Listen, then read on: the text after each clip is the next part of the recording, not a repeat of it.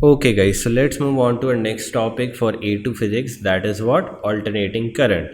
तो बच्चों first of all alternating current की आपका ग्राफ पता होनी चाहिए। ऑल्टरनेटिंग कर्व का ग्राफ किस तरह बनता है? अ साइन कर्व और a cosine curve. Alternating current and voltage दोनों की इंटरचेंजेबली वर्ड्स आप यूज़ कर सकते हो, ठीक है। ऑल्टरनेटिंग वोल्टेज का भी ग्राफ इसी तरह बनता है, करंट का भी इसी तरह बनता है। That is how either a sine curve और अ कोसाइन कर्व, ठीक है।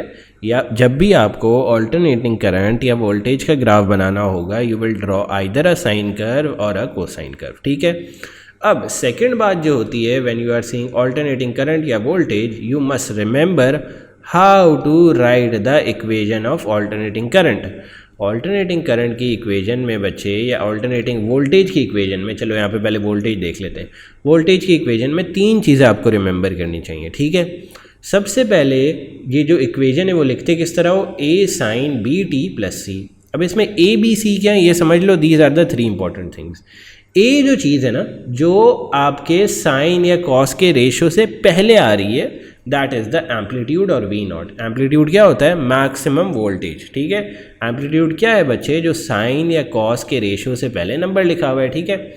बी क्या है? B is the number of cycles या एंगुलर फ्रीक्वेंसी। बच्चे B is the number of cycles in 360 degree, या फिर you can say angular frequency represented by W, ठीक है। एंगुलर फ्रीक्वेंसी किससे रिप्रेजेंट करते थे? डब्ल्यू से। तो बी जो है बच्चे वो एंगुलर फ्रीक्वेंसी या डब्ल्यू होती है, ठीक है। अच्छा, बी कहाँ पे आता है भाई? बी हमेशा टी से पहले आता है, मतलब टाइम के वेरिएबल से पहले आता है और साइन के बाद आता है, ठीक है। साइन या कोसाइन के बाद आता है और टी से पहले आता है। और सी क्या है बच्चे? सी इज़ द फेज डिफरेंस, सही है। नाउ लेट्स सी वोल्टेज की एक्चुअल इक्वेशन। देखो अब वोल्टेज की एक्चुअल इक्वेशन क्या होती है? V is equal to V naught sine W T. यहाँ पे आप कॉस डब्ल्यू टी भी लिख सकते थे अगर आपका ग्राफ इस तरह बनता, ठीक है। अगर आपका ग्राफ इस तरह बनता तो you would have written cos W T instead of sine W T. इसमें वी नॉट क्या है बच्चे? V naught is the maximum voltage या फिर एम्पलीट्यूड। इसमें डब्ल्यू क्या है बच्चे? W is the angular frequency. और W के हमने क्या फार्मूलाज पढ़े थे A2 में? W is equals to 2 pi F, and W का एक और फार्मूला क्या पढ़ा था? W is equals to 2 pi divided by time period, ठीक है। तो ये बात याद रखो। इसी तरह करंट का भी फार्मूला निकल आएगा। Current I is equal to, ये ऑल्टरनेटिंग करंट की बात हो रही है, ये जो I है दिस इज ऑल्टरनेटिंग करंट, ठीक है। ऑल्टरनेटिंग करंट की value at any time will be equal to what? I naught into sine W T. I naught क्या है बच्चे? मैक्सिमम या करंट का एम्पलीट्यूड, मैक्सिमम करंट या amplitude current into sine W T. W क्या है? Angular frequency. किससे represent होगी? 2 पाई एफ से और 2 पाई टी से।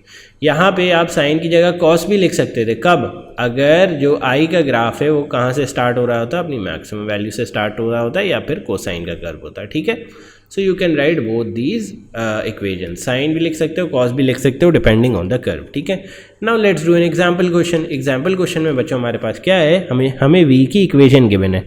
v is equal to 220 sine 120 pi T, और i की भी इक्वेशन गिवन है, करंट की भी। करंट की इक्वेशन है 0.4 साइन 120 पाई टी।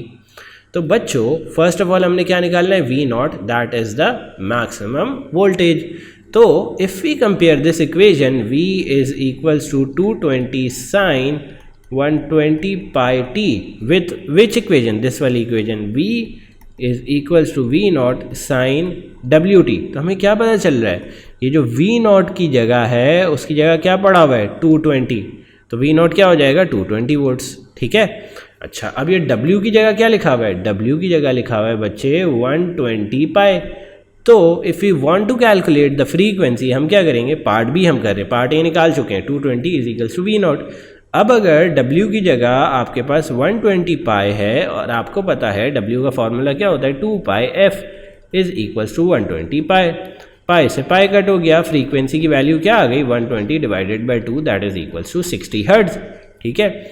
अब आपने थर्ड पार्ट में क्या निकालना है? आपने आर नॉट निकालना है, दैट इज रेजिस्टेंस नॉट, ठीक है। अब रेजिस्टेंस नॉट निकालने के लिए बच्चे, डू यू रिमेंबर कि रेजिस्टेंस का फॉर्मूला क्या होता था? इफ़ यू रिमेंबर, रेजिस्टेंस का formula used to be R naught is equals to V naught divided by I naught. V naught हमारे पास है, वी नॉट क्या आई थी? 220। तो we have V naught, I naught नहीं है। आई नॉट किस तरह निकालेंगे? आई नॉट के लिए हमारे पास आई की इक्वेशन गिवन है ये। अगर इस इक्वेशन को मैं कंपेयर करूँ इस इक्वेशन से आई नॉट साइन डब्ल्यू टी से, तो आई नॉट की जगह क्या रखा हुआ है 0.4, तो I naught will be equal to what, I naught will be equal to 0.4 ampere. तो let's write it down as well. I naught भी आ गया हमारे पास, दैट इज 0.4, वी नॉट भी आ गया, दैट इज 220, दोनों को डिवाइड किया, your answer will come out to be 550 ohms, that is equal to what, R naught. ठीक है, now let's move on to root mean square voltage या current. भाई कभी कभार एग्जाम में आपके पास ये आ जाता है VRMS निकालो, एग्जामिनर बोलता है, या IRMS निकालो। तो ये जो RMS लिखा हुआ है ना, this is the root mean square. ठीक है, रूट मीन स्क्वायर क्या होता है बच्चे, if you write the full definition here, root mean square. ठीक है, तो रूट मीन स्क्वायर या RMS कब निकलता है, जब आप सारी वोल्टेजेस का फर्स्ट ऑफ ऑल क्या करते हो, स्क्वायर करते हो, फिर मीन लेते हो, फिर अंडर रूट लेते हो। ठीक है, दैट मीन्स अगर लेट सपोज आपके पास वोल्टेज की 5 वैल्यूज़ हैं, voltage is equals to 1 volt, 2 volts, 3 volts, 4 volts and 5 volts. अब मुझे इसका रूट मीन स्क्वायर निकालना है, वोल्टेज RMS निकालना है। तो मैं फर्स्ट ऑफ ऑल क्या करूँगा बच्चे, फर्स्ट ऑफ ऑल मैं इन सबका स्क्वायर लूँगा, 1 square plus 2 square plus 3 square plus 4 square plus 5 square, divide किससे कर दूंगा, divide by the number of values that are what, that are 5, तो हमारे पास मीन भी आ जाएगा। ठीक है, और फिर क्या करूँगा, लास्ट स्टेप क्या है, अंडर रूट लेना है इसका, तो मेरे पास क्या आ जाएगा बच्चों, VRMS। ठीक है, will you remember this, VRMS निकालने के लिए सबसे पहले आप क्या करते हो, सारे वोल्टेजेस को स्क्वायर कर देते हो, फर्स्ट स्टेप ये होता है। उसके बाद उन वोल्टेजेस का मीन ले लेते हो, उसके बाद थर्ड स्टेप क्या करते हो, इन सारे आंसर को अंडर रूट में रख देते हो, तो यू गेट व्हाट, VRMS। ठीक है, VRMS होता क्या है बच्चे, VRMS बेसिकली एक एवरेज वैल्यू होती है, एक एवरेज वैल्यू होती है। लेट मी एक्सप्लेन VRMS होता क्या है। VRMS बच्चे is the value of the direct voltage. जैसे कि अब ये VRMS अगर मैं वोल्टेज में निकाला है ना, तो अगर ये वाली वैल्यू जो वोल्टेज की आ रही है मैं ये लगाऊंगा, तो this will give me the same power output as the alternating voltage, जो पावर आउटपुट देगा मुझे। बेसिकली मैं समझाना ये चाह रहा हूँ कि देखो यहाँ पे एक ऑल्टरनेटिंग करंट लग रहा है, this is a alternating current का ग्राफ, सॉरी ऑल्टरनेटिंग वोल्टेज का ग्राफ। ठीक है, अब अगर मुझे इस ऑल्टरनेटिंग वोल्टेज की ही जितनी पावर चाहिए but with a DC voltage, तो जो वोल्टेज आएगा, the constant voltage that comes out which gives the same amount of power as the alternating voltage is called what, VRMS। यहाँ पे देखो डेफिनेशन भी पढ़ लो, the value of direct current या voltage corresponding to an alternating voltage that gives the same power output as the alternating voltage। Basically कहने का मतलब ये है कि जो ऑल्टरनेटिंग करंट से हमारी पावर आ रही है, अगर इस पावर को हम किसी DC वोल्टेज से प्रोवाइड करना चाहें, ठीक है, सेम पावर अगर कोई DC वोल्टेज प्रोवाइड करेगा, तो that voltage would be termed as what, VRMS, simple as that. वापस रिपीट कर लो, VRMS क्या होता है, VRMS बच्चे एक वोल्टेज की DC सप्लाई ऐसी होती है जो सेम पावर देती है ऑल्टरनेटिंग वोल्टेज जितना। ठीक है, whenever you have a voltage that equals the power generated by the alternating voltage, तो you call that voltage as VRMS। Similar सी बात करंट के लिए भी है। ठीक है, करंट के लिए भी यही बात है। ठीक है, करंट के लिए भी यू कैलकुलेटेड लाइक दिस, कि पहले स्क्वायर करोगे, फिर मीन निकालोगे, फिर अंडर रूट लोगे, और उसकी भी डेफिनेशन यही है। देखो यहाँ पे मैंने वोल्टेज के साथ स्लैश में करंट भी लगा के दिया हुआ है। अगर आपको कभी वोल्टेज RMS की लिखने की आती है डेफिनेशन, तो ओमिट द करंट वाली टर्म्स, अगर कभी करंट की लिखने के लिए आती है तो ओमिट द वोल्टेज वाली टर्म, सिंपल एज दैट। ठीक है, अब बच्चों VRMS कैलकुलेट करने का एक्चुअल फॉर्मूला होता है। देखो हमेशा आपको ना इस तरह सारी वोल्टेजेस नहीं गिवन होंगी, हमेशा आपको सारी वोल्टेजेस नहीं गिवन होंगी। मोस्ट ऑफ द टाइम आपको क्या गिवन होगा, सिर्फ पीक वोल्टेज गिवन होगा। एग्जामिनर कह देगा कि भाई पीक वोल्टेज था लेट से 4, अब VRMS निकालो, तब आप ये वाले फॉर्मूले लगाओगे, दिस वाला एंड दिस वाला for current. What is VRMS, अगर V पीक वोल्टेज क्या है आपका 4 वोल्ट्स, तो VRMS बन जाएगा 4 divided by under root 2। Let suppose आपका पीक करंट है 2, IRMS क्या बन जाएगा 2 डिवाइडेड बाई अंडर रूट 2। ठीक है, let's see an example as well. हमारे पास पीक वोल्टेज है 220 वोल्ट्स, हमने VRMS निकालना है, तो हमें फॉर्मूला क्या पता है, VRMS का क्या फॉर्मूला होता है, VRMS is equals to peak voltage under divided by under root 2। Peak voltage क्या है बच्चे 2 वोल्ट्स डिवाइडेड बाय √2। तो आंसर क्या आ जाएगा इसका? The answer will come out to be 156 volts. सही है, देखो यहाँ पे यही वर्किंग की हुई है। अब बच्चों mean power and max power का कॉन्सेप्ट भी समझ लो यार। मैक्स पावर बच्चे जब होती है when you have the maximum current and the maximum voltage. I naught और वी नॉट को मल्टीप्लाई करके आपकी क्या आती है?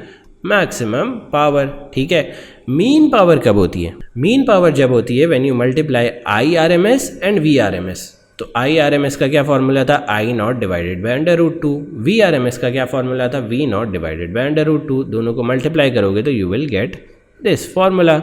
और आई नॉट और वी नॉट को मल्टीप्लाई करके क्या आ रही थी? Max power.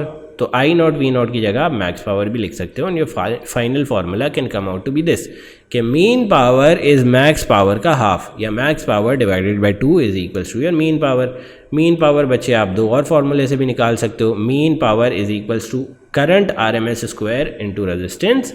और मीन पावर का एक और फार्मूला क्या है, या you can say third formula क्या है? Third formula for mean power is voltage RMS square divided by resistance. Now let's come on to the topic of rectification. Rectification बच्चों क्या होता है? When you convert an alternating voltage का signal into a direct voltage का signal, that is called rectification. अब rectification के लिए बच्चों डायोड यूज़ होता है, तो डायोड की कुछ प्रॉपर्टीज समझ लो। देखो, डायोड एक ऐसा इलेक्ट्रिकल कंपोनेंट है जिसके दो नोड्स होते हैं, एक एनोड एक कैथोड। ये जो ट्रायंगल है ना, ये एनोड होता है एंड दिस इज पॉजिटिव।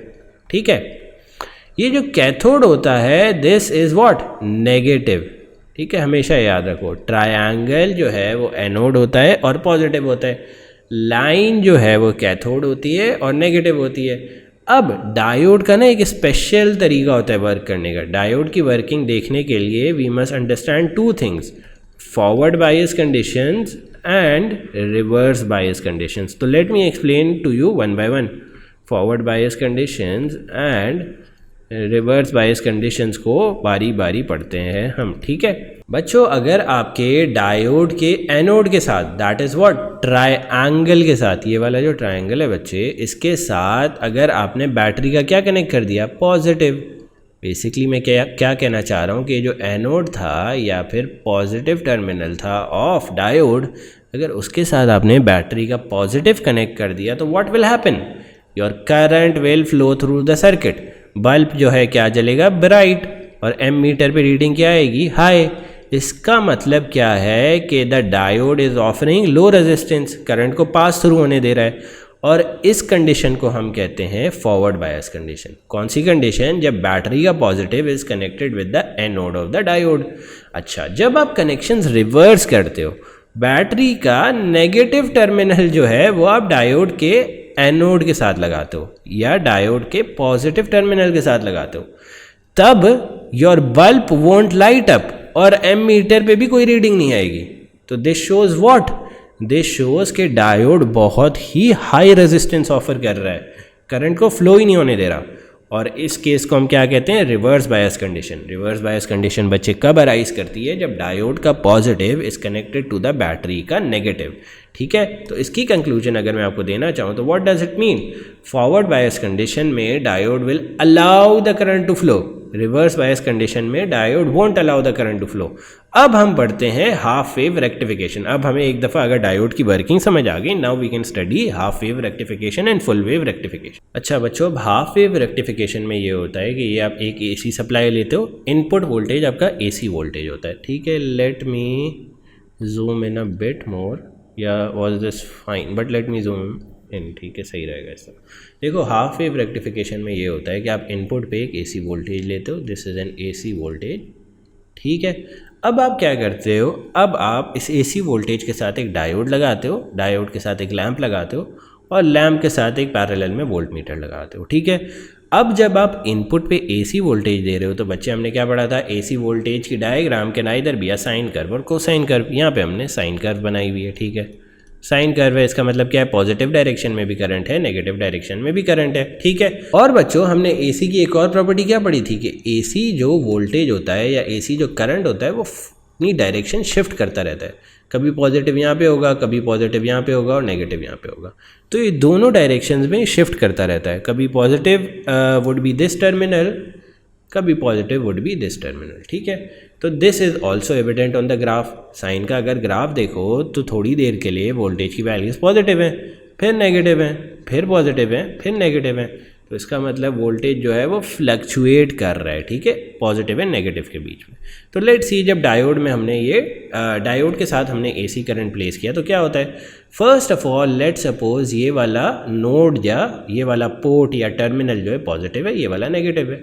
अब बच्चों अगर ये वाला पॉजिटिव है तो ये वाला पॉजिटिव टर्मिनल किसके साथ लगा हुआ है, डायोड के एनोड के साथ, दैट इज़ ऑल्सो पॉजिटिव। तो क्या होगा, करंट विल फ्लो, और ये कौन सी कंडीशन होगी, this will be forward biased condition, ठीक है। और इस केस में वोल्ट मीटर पे जो रीडिंग आएगी will be exactly similar as ये वाला कर्व, ये वाला कर्व, ठीक है। ये वाला curve will be replicated here, जो मैं ब्लू में मार्क कर रहा हूँ, ठीक है। ये वाला curve will be exactly replicated in the output voltage. कब, जब आपका positive terminal is aligned with the anode of the what, diode, ठीक है। अब लेट सपोज पोलैरिटी स्विच हो गई है। अब ये सारी चीज़ें मैं ग्रीन से मार्क कर रहा हूँ। लेट सपोज ये नेगेटिव बन गया है, ये पॉजिटिव बन गया है।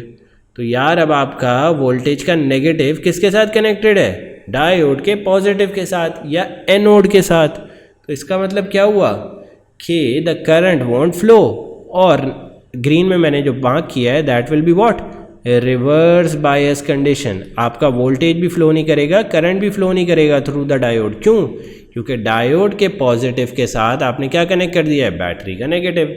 तो जब भी आप इस तरह करोगे तो current won't flow, voltage won't flow, क्या आ जाएगी आउटपुट वोल्टेज में, we will get a flat line, ठीक है। तो जब जब पॉजिटिव वाला terminal is connected with the anode of the diode, हमारे पास कर्व में क्या आएगा, same curve as the input voltage. But जब जब negative of the voltage is connected with the anode of the diode, क्या आएगी, एक फ्लैट लाइन आ जाएगी आउटपुट वोल्टेज में, ठीक है। तो this is called half wave rectification. आपको एविडेंट भी होगा कि देखो सिर्फ हाफ वेव ही हम कन्वर्ट कर पाए in our output voltage. Input में जितना हमने वोल्टेज दिया उसका हाफ वोल्टेज ही हम आउटपुट में ले पा रहे हैं, ठीक है। यहाँ तक I hope so it must be clear to you guys. यहाँ पे मैंने चीज़ें भी लिखी हुई हैं कि the graph of the output voltage against time is a sine curve with positive cycles. Positive cycles का मतलब क्या है कि जब करंट का positive is connected with the diode का एनोड या फिर पॉजिटिव, तब ग्राफ किस तरह बनेगा, साइन के साइकिल्स, ठीक है।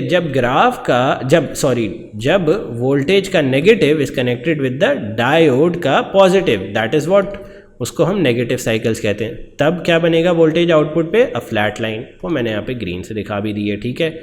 I hope it is clear. Now let's move on to full wave rectification. अच्छा, एक और बात जो मैं यहाँ पे एविडेंट है बट भूल गया हूँ बताना, कि हाफ वेव रेक्टिफिकेशन में एक डायोड होता है।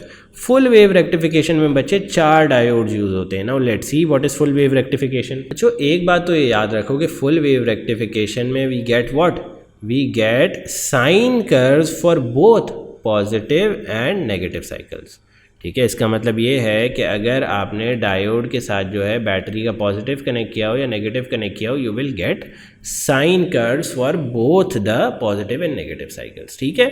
Do remember this. अब इसकी अरेंजमेंट देखते हैं कि यार फुल वेव रेक्टिफिकेशन होती किस तरह है। And this is the what, output का ग्राफ, वी आउटपुट का graph for what, full wave rectification. इसमें देख रहे हो no flat lines, only sine curves, ठीक है। जो नीचे बन रहे थे पहले कर्व्स वो ऊपर अब रेप्लिकेट हो गए। देयर इज बेसिकली जो नीचे साइन के वैल्यूज़ थी या नेगेटिव थी वो कन्वर्ट हो गई हैं into positive values of voltage, ठीक है। And this is the output का you can say curve when we are performing full wave rectification. अब देखते हैं फुल वेव रेक्टिफिकेशन होती किस तरह है और 4 डायोड उसमें किस तरह लगते हैं। बच्चे फुल वेव रेक्टिफिकेशन के लिए हम 2 अरेंजमेंट्स देखेंगे, ठीक है। 2 टुकड़ों में बेसिकली डिवाइड करके देखेंगे। फर्स्ट ऑफ ऑल तो ये डायोड जो 4 लगे हुए हैं उनको मैंने लेबल कर दिया है 1 2 3 4, ठीक है। 1 2 3 4 लेबल कर दिया। उसके बाद what I did was I assume कि फर्स्ट ऑफ ऑल एसी जो है वो ये वाला टर्मिनल पॉजिटिव ले रही है और ये वाला टर्मिनल नेगेटिव ले रही है। सो लेट्स कंटिन्यू और करंट का फ्लो। हम यूँ जाएंगे and then we arrive at a junction. अब इस जंक्शन पे अराइव करके करंट थोड़ा सा सोचेगा, यार मैं कहाँ जाऊँ, where can the current go, current can either flow in this direction और इन दिस डायरेक्शन, ठीक है। और हमें क्या पता है, current always flows in which direction, current flows current flows in the path of least resistance. ठीक है, तो जब आप दोनों पाथ्स देखोगे जो मैंने ग्रीन से मार्क किया, तो आपको क्या लगता है सबसे ज़्यादा लीस्ट रेजिस्टेंस किस में है, पाथ 1 में या पार्ट 2 में, डायोड 1 में या डायोड 2 में? ऑब्वियसली डायोड 2 में। वाई? बिकॉज डायोड 2 में पहले क्या आ रहा है, triangle, that is the anode, positive.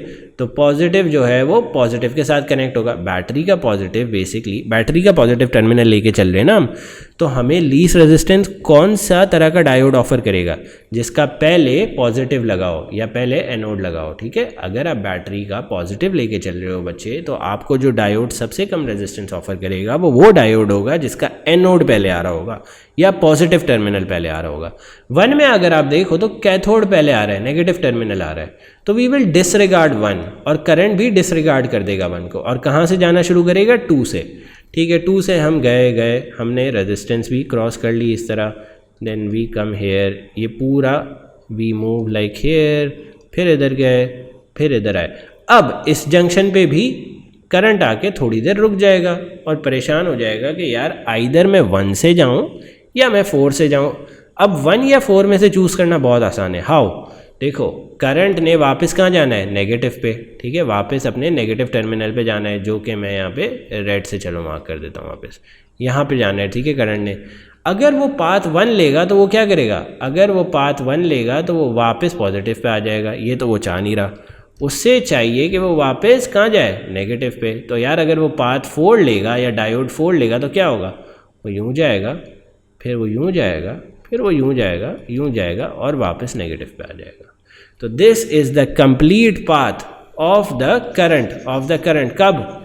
When the upward वाली चीज़ for the AC is positive और नीचे वाली इज़ नेगेटिव। ठीक है, ये वाली चीज़ इज़ पॉजिटिव एंड ये वाली चीज़ इज़ नेगेटिव, तब आपका ये पाथ होगा। ठीक है, और डू रिमेंबर हमेशा ऑपोजिट डायोड जो है वो कंडक्ट कर रहे होते हैं करंट।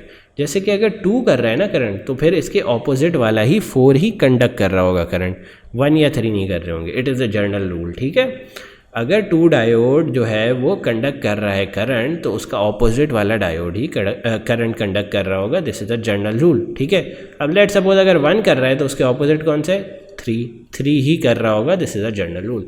ऑल्सो इसमें एक और बात देख लो कि मैंने डायोड्स किस तरह लगाए।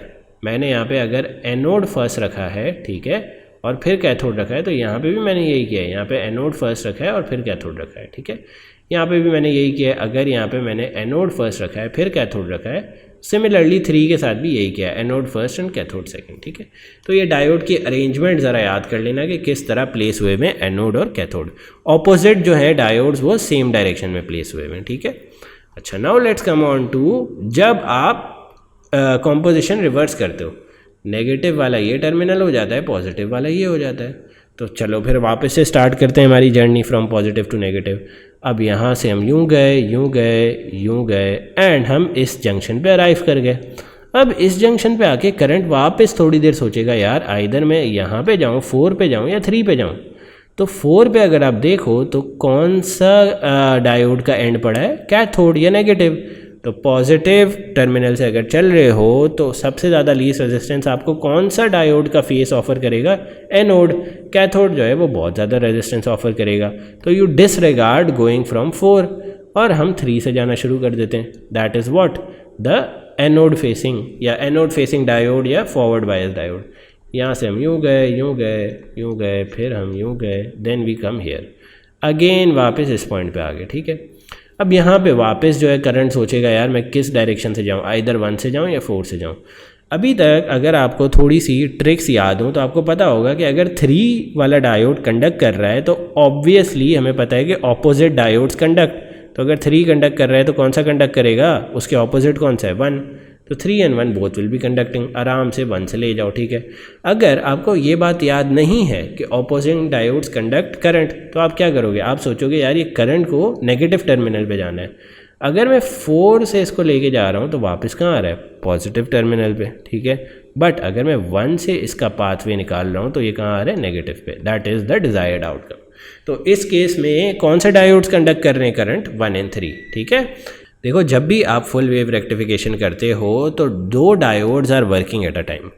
एक में 2 and 4 वर्क कर रहा है और दूसरे में 1 and 3 वर्क कर रहा है, ठीक है। और डायोड्स की कॉम्पोजिशन प्लीज़ देख लेना कि किस तरह लगे हुए हैं। Opposite diodes are always connected in the same configuration, दोनों का एनोड एनोड और कैथोड कैथोड सेम जगह होता है, ठीक है। Now let's move on to कि किस तरह आपने ये डिसाइड किया कि आउटपुट के टर्मिनल्स किधर लगाने और इनपुट के टर्मिनल्स किधर लगाने, ठीक है। ये देखो ये वाले जो टर्मिनल्स हैं, let me mark it in red, ये वाले जो टर्मिनल्स हैं बच्चे, ये वाले, दिस इज़ द आउटपुट के टर्मिनल्स, और ये वाले जो टर्मिनल्स हैं, ये वाले ब्लू वाले, दीज आर द इनपुट के टर्मिनल्स। तो अब लेट्स सी कि आपने किस तरह डिसाइड किया कि कौन से टर्मिनल्स इनपुट के हैं, कौन से टर्मिनल्स आउटपुट के हैं, ठीक है।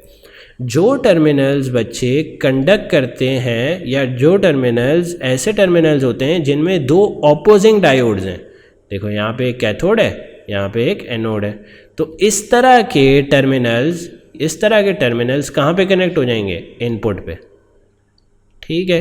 कोई और ऐसा आइडेंटिफाई कर सकते हो, यस ये वाला टर्मिनल, इसमें क्या है, ये कैथोड है, ये एनोड है। तो जो टर्मिनल्स ऑपोजिंग एनोड की कॉन्फ़िगरेशन कंसिडर करें, ऑपोजिंग डायोड की कॉन्फ़िगरेशन कंसिस्ट करेंगे, वो क्या हो जाएंगे, इनपुट।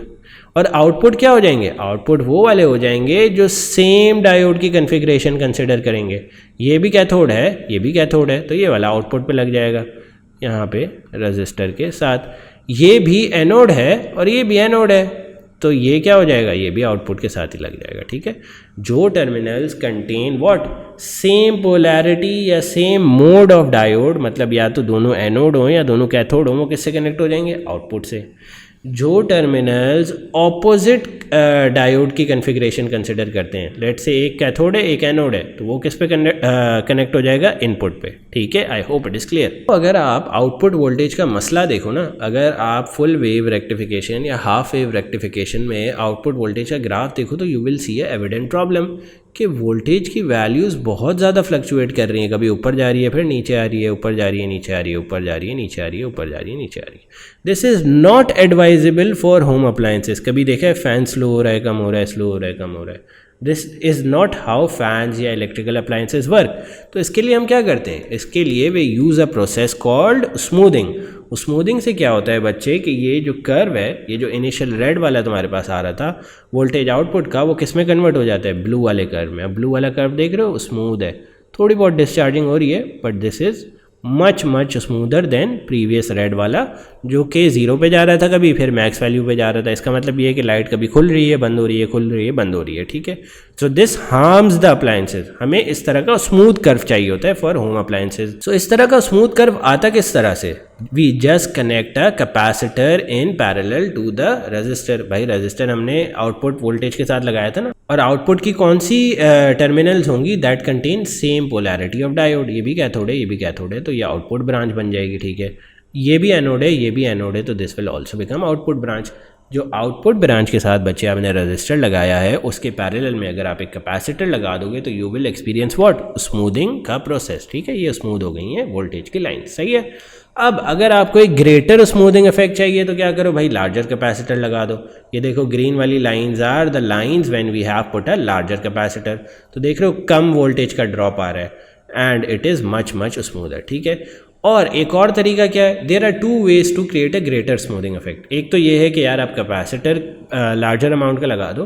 दूसरा तरीका ये है कि you use a larger amount of larger resistance का रजिस्टर, मतलब रजिस्टर जो है उसकी रेजिस्टेंस ज़्यादा कर दो। ये वाला जो रजिस्टर है, दिस वाला ब्लू वाला या रेड वाला, इसकी रेजिस्टेंस ज़्यादा कर दो, तो you will get a greater smoothing effect. अब इसकी वजह क्या होती है, जब आप रेजिस्टेंस ज़्यादा करोगे तो करंट कम फ्लो करेगा, करंट कम फ्लो करेगा तो कैपेसिटर डिस्चार्ज का टाइम जो है वो कम हो जाएगा, सिंपल एज दैट, ठीक है। Now let's move on to a next topic. Next topic पे मूव ऑन करने से पहले ये इक्वेशन याद कर लो, कभी कभार यूज़ होती है कैपेसिटर में, that is what, time constant T is equals to RC। R क्या है रेजिस्टेंस, C क्या है कैपेसिटर, ठीक है। Now let's move on to transformers का टॉपिक। अच्छा, now let's move on to the concept of transformers. बच्चों ट्रांसफॉर्मर्स में फर्स्ट ऑफ ऑल बात ये याद रखो कि they are use to increase या डिक्रीज द वोल्टेज का आउटपुट, ठीक है। और इसमें जो है वो पावर कांस्टेंट रहती है, ठीक है, थ्रू आउट। अच्छा, अब ट्रांसफॉर्मर्स की थोड़ी सी देख लो कि इसमें क्या क्या चीज़ें क्या क्या डिफाइन करती हैं। देखो इसमें दो कॉइल्स होती हैं, एक प्राइमरी कॉइल होती है, एक सेकेंडरी कॉइल होती है, दोनों रैप्ड अराउंड होती हैं अराउंड व्हाट, अराउंड आयरन या सॉफ्ट आयरन की कोर, ठीक है। Both of them are similar, different words to write in the marking scheme, ठीक है। प्राइमरी कॉइल में दैट इज़ दिस ऑरेंज वाली कॉइल जो रैप अप हुई भी होती है around a soft iron core, उसमें जो वोल्टेज फ्लो कर रहा होता है that is called what, VP या प्राइमरी वोल्टेज। आईपी क्या होता है, प्राइमरी कॉइल का करंट, और एनपी क्या होता है, number of turns on the primary coil. इसी तरह यहाँ पे आ जाओ, यहाँ पे सेकेंडरी कॉइल में जो वोल्टेज होता है that is termed as what, VS, जो करंट होता है that is termed as what, IS, ठीक है। और सेकेंडरी कॉइल की नंबर ऑफ टर्न्स को क्या कहते हैं, एनएस, सही है। Basically this was the simple के क्या क्या चीज़ें क्या क्या रिप्रेजेंट करती हैं इन द ट्रांसफार्मर। ये मैंने यहाँ पे सारी चीज़ें लिखी हुई भी हैं, you can download the notes and see, ठीक है। पर्पज़ क्या है ट्रांसफार्मर का, अभी पढ़ा है हमने कि एक ऑल्टरनेटिंग वोल्टेज को दूसरे ऑल्टरनेटिंग वोल्टेज की वैल्यू में कन्वर्ट कर देगा। Let suppose there is a 12 volt का एसी सप्लाई, इसको 10 वोल्ट्स ऑफ एसी सप्लाई में कन्वर्ट करने के लिए वी यूज़ व्हाट, ट्रांसफार्मर। और through out the process power क्या रहती है, पावर रिमेन्स कांस्टेंट, ठीक है। Now let's see the working of a transformer. भाई वर्किंग किस तरह होती है ट्रांसफार्मर की, सिंपल है।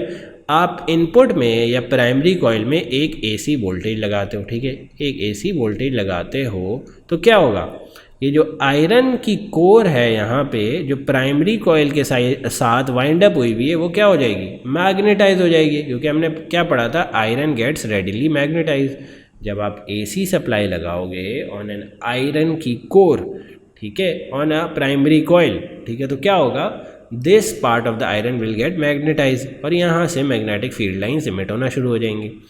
अब ये मैग्नेटिक फील्ड लाइंस जब ये सोलेनॉइड के साथ कट करेंगी, तो हमने क्या पढ़ा है, सोलेनॉइड के साथ जब भी मैग्नेटिक फील्ड लाइंस कट करती हैं तो क्या होता है, वोल्टेज या इंड्यूस्ड ईएमएफ जनरेट होता है, ठीक है। ये वर्किंग यहाँ पे भी लिखी हुई है, क्या लिखा हुआ है, N AC supply generates a magnetic field in the primary coil. Okay, यहाँ पे एक मैग्नेटिक फील्ड जनरेट हो गई है जो कि ऑरेंज लाइन से भी रिप्रेजेंटेड है, ठीक है।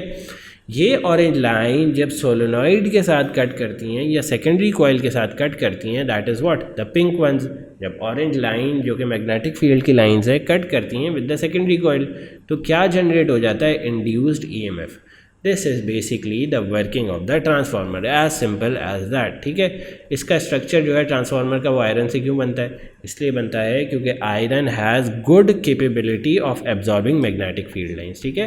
सॉफ्ट आयरन की जो एबिलिटी होती है मैग्नेटिक फील्ड लाइंस एब्जॉर्ब करने की दैट इज़ द हाईएस्ट, इसलिए हम जो कोर है वो आयरन से बनाते हैं, ठीक है। अब दो तरह के ट्रांसफार्मर्स होते हैं, स्टेप अप ट्रांसफार्मर्स और step down transformers. Step down transformers बच्चे बेसिकली ये करते हैं कि अगर आपके प्राइमरी कॉइल का एसी वोल्टेज 10 वोल्ट था ना, तो वो सेकेंडरी कॉइल में बढ़ा देते हैं। मतलब अगर आपको अपना वोल्टेज इंक्रीज़ करना है तो you will use what, step up transformers. अगर 10 से 20 जाना है, 10 से 12 जाना है, 10 से लेट सपोज 100 जाना है, तो you will use step up transformers. अगर आपने वोल्टेज डिक्रीज़ करना है, लेट से आपके पास 5 वोल्ट है और आपको 1 वोल्ट पे जाना है या 0.1 वोल्ट पे जाना है, तो you will use step down transformers. Step up transformers की खास बात ये होती है कि इसके number of turns in the secondary coil that is NS, याद है NS किसको रिप्रेजेंट कर रहा था, number of turns in the secondary coil will be greater than what, number of turns in the primary coil NP, ठीक है। और इसका वोल्टेज भी जो है voltage in the secondary coil will be greater than the voltage in the primary coil, ठीक है। Step down का क्या होता है, स्टेप डाउन का उल्टा होता है। स्टेप डाउन में number of turns on the primary coil are greater than the number of turns on the secondary coil, और इसी तरह वोल्टेज का भी होता है। प्राइमरी कॉइल का जो वोल्टेज है वो ग्रेटर होता है than the secondary coil for what, step down transformers, ठीक है। ये सारी चीज़ें मैंने यहाँ पे लिखी हुई हैं, you can go through it, ठीक है। Now let's move on to some formulas that we will be using for transformers. बच्चों ट्रांसफार्मर के लिए दो ही बेसिक फार्मूला यूज होते हैं। फर्स्ट वन इज दिस कि number of turns on the primary coil divided by number of turns on the secondary coil is equal to voltage of the primary coil divided by voltage of the secondary coil. अच्छा, इस formula को अगर आप flip कर दो then too it will remain same. अगर मैं secondary coil की number of turns divided by primary coil की number of turns divided by secondary coil का वोल्टेज डिवाइडेड बाय प्राइमरी का वोल्टेज, अगर इस तरह भी लिख दूँ तो दैट इज़ फाइन। बट सिर्फ ये याद रखना कि हमेशा प्राइमरी कॉइल की नंबर ऑफ टर्न्स के सामने प्राइमरी कॉइल का वोल्टेज आएगा, सेकेंडरी कॉइल की नंबर ऑफ टर्न्स के सामने सेकेंडरी कॉइल का वोल्टेज आएगा, ठीक है। Do remember this. Now let's do a question related to it as well. भाई NP क्या है यहाँ पे 100 टर्न्स, VP क्या है 240 वोल्ट्स। एन एस क्या है 35 टर्न्स, हमने निकालना है सेकेंडरी वोल्टेज। तो हम फार्मूला लगाते थे भाई N P divided by N S is equals to V P divided by V S. Number of turns on the primary coil कितनी है 100 divided by 25 is equals to V P कितना है 240 divided by V S चाहिए हमें, तो V S will come out to be 240 divided by 4 that equals to what 60 volts. यही हमने यहाँ पे निकाला है, ठीक है। So this was the first formula that we use for what transformers के लिए सेकंड फार्मूला बच्चे हम निकाल भी लेते हैं, ड्राइव कर लेते हैं, then I will tell you कि क्या फार्मूला रिमेंबर करना है। ट्रांसफार्मर्स के लिए सेकंड फार्मूला निकालने के लिए यू मस्ट रिमेंबर के power in the where is the transformer की drawing, power in the primary coil में पावर पी से रिप्रेजेंट कर देता हूँ इसको, is equal to the power in the secondary coil. Do remember this, power in the primary coil is equal to power in the secondary coil. ये remember करना second formula निकालने के लिए, ठीक है। जब आपको ये पता चल गया तो आपने दोनों को इक्वेट कर दिया, power in the primary coil is equal to power in the secondary coil. Primary coil की power will be equal to what I V of the primary coil. Current भी प्राइमरी कॉइल का use होगा और voltage भी primary coil का use होगा। Power का क्या फॉर्मूला होता था, power was equals to I V. अब अगर आपने पावर निकालनी है फॉर प्राइमरी कॉइल तो करंट किसका यूज़ करोगे, प्राइमरी कॉइल का। वोल्टेज किसका यूज़ करोगे, प्राइमरी कॉइल का। You have written it down here. और सेकेंडरी कॉइल का क्या, किस तरह पावर आएगी, करंट यूज़ करोगे सेकेंडरी कॉइल का, वोल्टेज भी यूज़ करोगे सेकेंडरी कॉइल का। You get this. तो आपका फॉर्मूला क्या बन जाएगा बच्चे, V P divided by V S is equals to I S divided by I P. इसको आप रिवर्स करके भी लिख सकते हो, मतलब V S divided by V P is equals to I P divided by I S. बस ये याद रखना कि कॉरस्पॉन्डिंग टर्म्स जो हैं वो सेम कॉइल की हों, जैसे आई पी है और वी पी है आर कॉरस्पॉन्डिंग, आई एस और वी एस आर कॉरस्पॉन्डिंग। ये बस याद रखना, बाकी आप इसको ऊपर नीचे करके किसी भी तरह लिख सकते हो, ठीक है। Now let's see this question बच्चे। इसमें हमने क्या निकालना है, आई एस निकालना है। तो let's write down the formula. Formula क्या था, V P divided by V S is equals to I S divided by what I P. V P क्या है बच्चे हमारे पास 240, लेट्स पुट इट डाउन यहाँ पे जगह बना के, 240 divided by what V S क्या है, V S is 960। I S क्या है, आई एस हमें निकालना है, उसकी जगह एक्स रख देते हैं। आई पी क्या है 20, तो 1/4 into 20 will be your I S या एक्स। आई एस इसके इक्वल आ जाएगा 5 ampere will be equal to your I S. Simple as that से फॉर्मूला लगाया है, ये देखो यहाँ पे यही आंसर है, ठीक है। तो this is basically some question जो आप और प्रैक्टिस कर सकते हो and go through it. Now let's come on to the more difficult part जो A2 में इंपॉर्टेंट है। बच्चों आपको ग्राफ्स बनाना आने चाहिए for secondary voltage and primary voltage versus time. तो बच्चे सेकेंडरी वोल्टेज और प्राइमरी वोल्टेज के ग्राफ बनाने के लिए फर्स्ट ऑफ ऑल आप ये देखो कि प्राइमरी वोल्टेज का ग्राफ किस तरह बनता है। प्राइमरी वोल्टेज का graph can either be a sine curve और a cosine curve, it doesn't matter. यहाँ पे साइन बना दो या कोसाइन बना दो, इट डजेंट मैटर, ठीक है। अब प्राइमरी वोल्टेज तो हमारे पास आ गया। प्राइमरी वोल्टेज के लिए you can choose your self कि आपने साइन बनाना है या कोसाइन बनाना है, इन दोनों में से कोई बनेगा, ठीक है। अब आप सेकेंडरी का ग्राफ किस तरह बनाओगे बच्चों, सेकेंडरी वोल्टेज का ग्राफ बनाने के लिए you must first of all have क्या, मैग्नेटिक फ्लक्स लिंकेज का ग्राफ। ये देखो मैग्नेटिक फ्लक्स लिंकेज का ग्राफ भी। अच्छा, मैग्नेटिक फ्लक्स लिंकेज का ग्राफ किस तरह बनाओगे, मैग्नेटिक फ्लक्स लिंकेज का graph will be the same as primary voltage का ग्राफ।